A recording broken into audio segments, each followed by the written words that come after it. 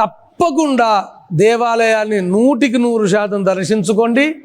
40-60 రేషియోలో ఉంది. 40% అనుకూలత, 60% అననుకూలతగా ఉంది మీకు. అటు కేతు బాగాలేడు, రాహు బాగాలేడు, శని మైనస్లో ఉన్నాడు, పోతే గురువు మైనస్లో ఉన్నాడు.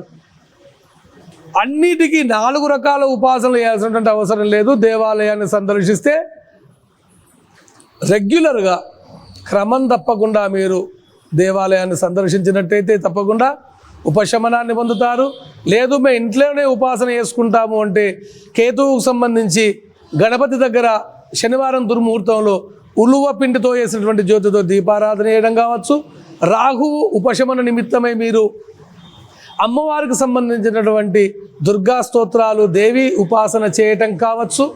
శనికి సంబంధించినటువంటి ఉపశమన నిమిత్తమై మీరు శనికి అభిషేకం చేయడం కావచ్చు. ఈశ్వరారాధన, శివారాధన చేయడం కావచ్చు. మాస శివరాత్రికి అభిషేకం చేసుకోవటం కావచ్చు. తర్వాత గురువు మీకు ఉపశమనం పొందడానికి దత్తాత్రేయ వజ్ర కవచము ఇత్యాది పారాయణాలు చేయటం మూలకంగా మీరు ఈ గ్రహాల యొక్క